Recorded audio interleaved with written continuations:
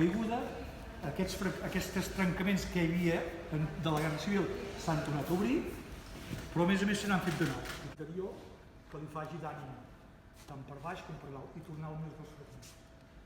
I llavors intentaven... Però clar, hem d'assegurar molt bé la manera de subjectar les peces i sempre pensant que aquesta peça hauria d'anar a l'exterior. Llavors, clar, les metodologies materials són diferents. El que passa que el procés i la valoració que anirem fent sobre la marxa ens determinar si realment pot anar fora o no, sobretot per un tema de seguretat pública.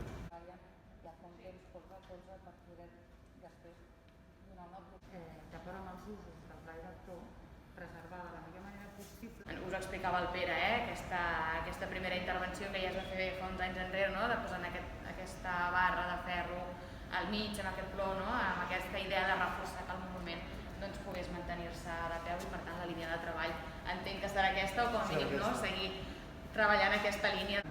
Clar, això és el sistema que hi havia abans de fer